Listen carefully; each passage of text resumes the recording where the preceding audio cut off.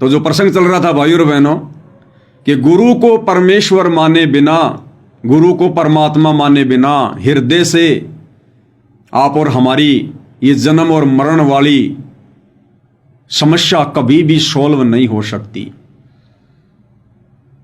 और ये गुरु को परमेश्वर मानने वाली जो प्रोसीजर है भाइयों और बहनों, ये केवल कलयुग की बिचली पीढ़ी में ही खत्म होती है, सॉल्व होती है।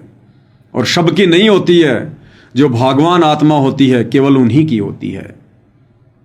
क्योंकि सतगुरु केवल संकेत करेगा, सतगुरु खुल के नहीं बताएगा वे कौन हैं, केवल संकेत करेंगे। इसीलिए तो हमें मनुष्य जन्म दिया है, ये विशेष बुद्धि प्रदान की है ताकि हम विचार कर सकें, चिंतन मनन कर सकें, गुरु के प्रवचनों पर मंथन कर सकें कि गुरु अपने प्रवचनों में कहना क्या चाहते हैं, हमें समझाना क्या चाहते हैं, हमारे दिमाग में क्या बात डालना चाहते हैं।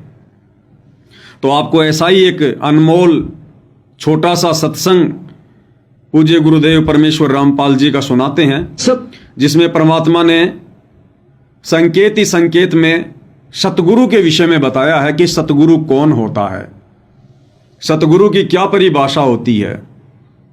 क्योंकि अंतर्यामी सतगुरु रामपाल जी परमेश्वर इस बात से भली भांति परिचित हैं कि मेरे सामने बैठकर मेरे से उपदेश लेकर मेरे फॉलोअर जो मुझे सतगुरु कहकर संबोधित कर रहे हैं, हमारे सतगुरुदेव जी, सतगुरु रामपाल जी, सतगुरु रामपाल जी महाराज, तो जो सतगुरु की उपमा लगा रहे हैं ये केवल देखा देखी में लगा रहे हैं। इन्हें अभी सतगुरु की परिभाषा का ज्ञान नहीं है, ये अभी सतगुरु से परिचित नहीं है कि सतगुरु कौन शक्ति है, सतगुरु होता कौन है। तो ये बहुत ही पुराना सत्संग है भाइयों और बहनों, सन 2000 के आसपास का। परमेश्वर राजस्थान में आए थे और राजस्थान के लोगों ने परमेश्वर को सम्मान देते हुए उनको साफा भेंट किया। राजस्थान में जो पगड़ी होती है, जो साफा होता है, वो लाल कलर का साफा पूज्य गुरुदेव भगवान को अपने परमेश्वर को पहनाया। क्योंकि एक परंपरा होती है, जब भी कोई ऐसा धार्मिक कार्यक्रम होता है तो हर क्षेत्र के लोग, जो भी वहाँ की कोई विशेष वस्तु होती है, कोई पहनावा होता है, वो सामने वाले को जरूर भेंट करते हैं सम्मान की दृष्टि से। और परमेश्वर रामपाल जी के अलावा तो सम्मान ग्रहण करने वाला इस संसार में दूसरा कोई है ही नहीं। इस पगड़ी के अधिकारी परमेश्वर रामपाल जी के अलावा कोई दूसरे सृष्टि में नहीं है, संसार में नहीं है कोई। तो राजस्थान में सत्संग करते हुए पूज्य गुरुदेव भगवान ने कबीर जी की वाणियों का हवाला देते हुए और क्या वाणी कही कि कबीर निबल सबल को जान के नाम धर्या जगदीश, कहे कबीर जन्मे नहीं, कहे कबीर जन्मे मरे ताही धरूं नहीं शीस।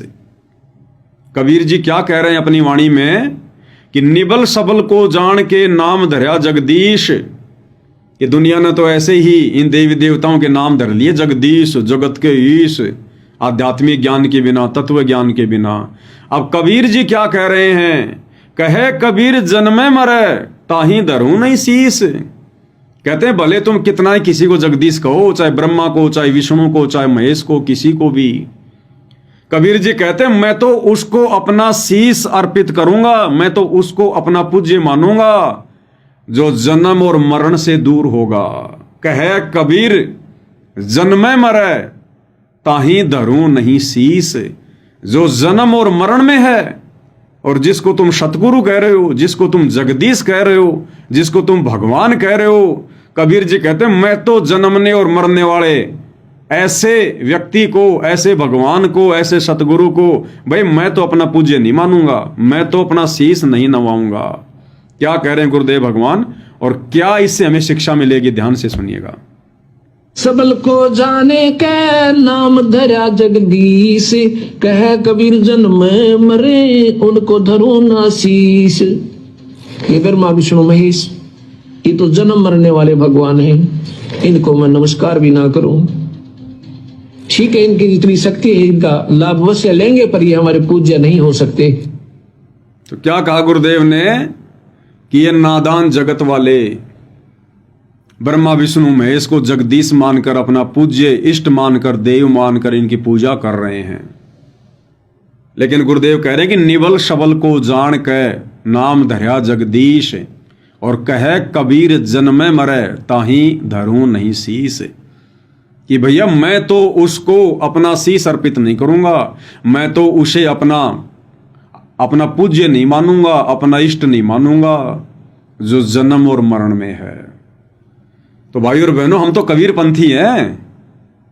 अरे हम सभी भाई बहन कबीर पंथी हैं, कबीर जी के द्वारा दिखाए गए मार्ग पर चल रहे हैं।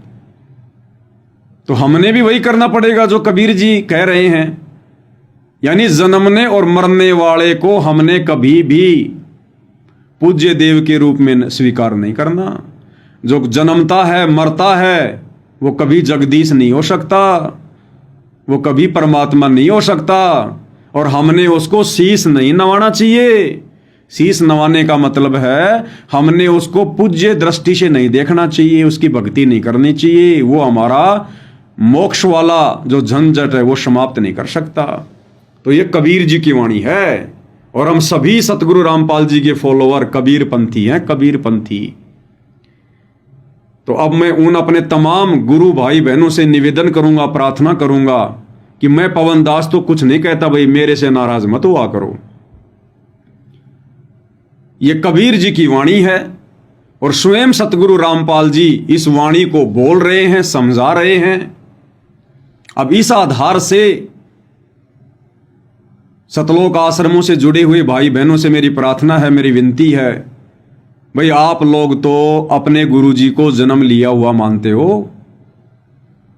सतगुरु रामपाल जी तो आप भाई बहनों के अनुसार जन्म और मरण में हैं। आप ही कहते हो कि उनके पिता का नाम नंदराम है, उनकी माता का नाम इंद्रो देवी है। संत रामपाल जी का जन्म इंद्रो माई की कोख से हुआ है।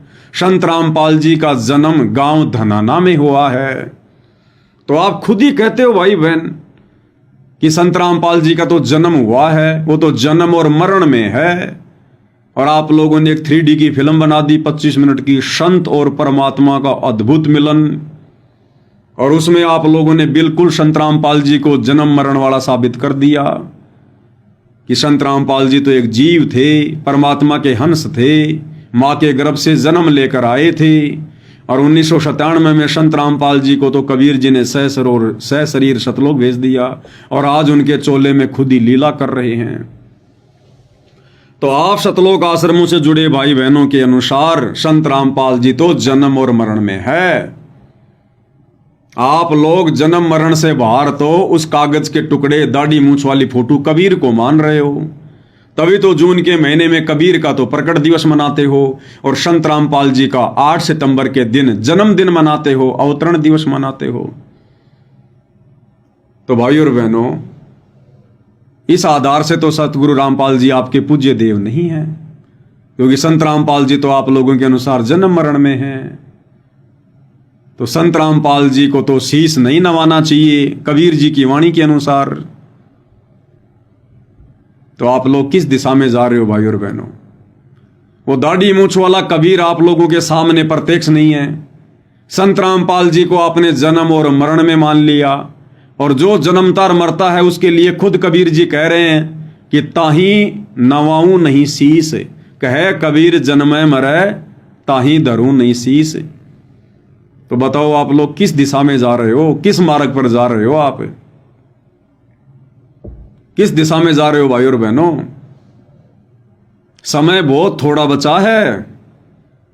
इस जिंदा कबीर सतगुरु रामपाल जी को पहचान लो ज्ञान को आधार बनाकर। अगर ज्ञान आधार नहीं बनाना आता है तो साथ संगति के वीडियो देखना शुरू करो।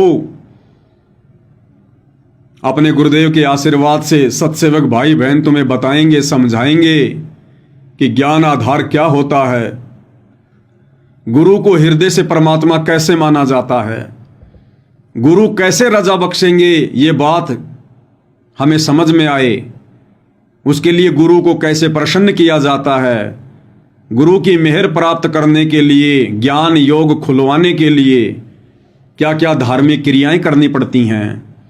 अगर आप भाई बहनों की आंखें बंद हैं, ये माया का रस पी कर यदि आप डामाडोल हो चुके हैं, तो सत्सेवक भाई बहनों से संपर्क करो, साथ संगति के वीडियो देखो।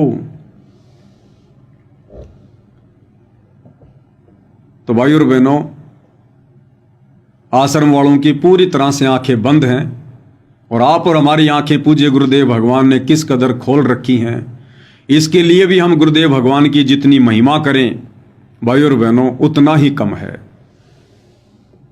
और हमने अब इस रजा को भाई और बहनों अंतिम समय तक, अंतिम श्वास तक इसी प्रकार से बना के रखना है। अगर हमारा जरा भी ध्यान अपने गुरुदेव भगवान से हट गया, जरा भी, क्योंकि दास को शायद कल या परसों किसी ने व्हाट्सएप पर एक मैसेज भेजा कि भगत जी मान लीजिए मैंने आज संत रामपाल जी को परमात्मा मान लिया, भगवान मान लिया, और यदि कल को किसी कारण से मैं उनको परमात्मा ना मान पाऊं, भगवान ना मान पाऊं, अंतर्यामी स्वयंभू परमात्मा ना मान पाऊं, तो क्या मेरा मोक्ष नहीं होगा? तो देखो भाई और बहनों, पहली बात, यदि आपने ज्ञान को आधार बनाकर ये 100 प्रमाण देखकर सतगुरुदेव जी को परमात्मा मान लिया, अंतर्यामी मान लिया, अविनाशी मान लिया, तो निकट भविष्य में कभी ऐसी नौबत आएगी नहीं। आप फिर गुरु पद से कभी नीचे गिर ही नहीं सकते। आपके मन में फिर कभी ये दोष उत्पन्न ही नहीं होगा। हाँ, यदि आपने देखा देखी में, लोगों के कहने से, जल्दबाजी में, होश में जोश खोकर इन आश्रम वालों की तरह यदि आप सत्सेवकों की कॉपी करते हुए अगर आप जयकारे लगाओगे, सतगुरु रामपाल जी भगवान की जय, सतगुरु रामपाल जी भगवान की जय, तो फिर आप आगे चल के धोखा खा सकते हो। परंतु यदि आपने सत्सेवक भाई बहनों की तरह सत्संगों को समझकर, गुरु से प्रार्थना करते हुए, ज्ञान को आधार बनाकर यदि आपने उन्हें परमेश्वर के रूप में मान लिया, स्वीकार कर लिया, फिर भाई और बहनों ये नौबत आएगी ही नहीं, आएगी ही नहीं ये नौबत। गुरुदेव भगवान कभी हमसे दूर हो ही नहीं सकते। ऐसा दोष कि हमारे गुरु परमात्मा नहीं होंगे, शौपन में भी नहीं आ सकता, शौपन में भी। तो फिलहाल आपने जो एक कमेंट्स किया था कि भाई अगर मैंने कभी उनको परमात्मा नहीं माना किसी कारण से, तो क्या मेरा मोक्ष नहीं होगा? तो भाई फिर कहाँ मोक्ष होगा? फिर कैसे मोक्ष होगा? ये तो अंतिम श्वास तक परमात्मा ने बताया कि अंतिम श्वास तक आपने इस कदर विश्वास रखना पड़ेगा, तब जाकर हमारी ये बात बनेगी, हमारी समस्या का समाधान होगा। और एक सोशल मीडिया पर छोटा सा वीडियो दास ने देखा, रामायण का थोड़ा पार्ट है, राम रावण युद्ध का जिक्र है। चूंकि भाई और बहनों अब हम परमेश्वर के तत्व ज्ञान से परिचित होते जा रहे हैं, हमें गुरुदेव भगवान ने दुनिया का सर्वश्रेष्ठ ज्ञान, तत्व ज्ञान दिया है। दुनिया वालों से भिन्न हमारे आचार विचार हो गए हैं, हमारा सोचने का तरीका हो गया है।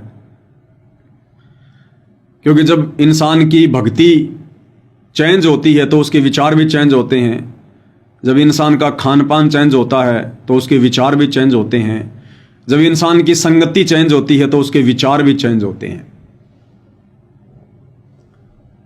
तो ऐसा कोई भी वीडियो हमारे सामने आता है और उस वीडियो में जो सार होता है, जो मूल होता है, मूल सार निष्कर्ष, वो हम सत्सेवक भाई बहन तुरंत कैच कर लेते हैं, तुरंत पकड़ लेते हैं, तुरंत झटके से। इसमें क्या शिक्षा है? क्योंकि अब हमें निष्कर्ष निकालना आ चुका है गुरुदेव के आशीर्वाद से।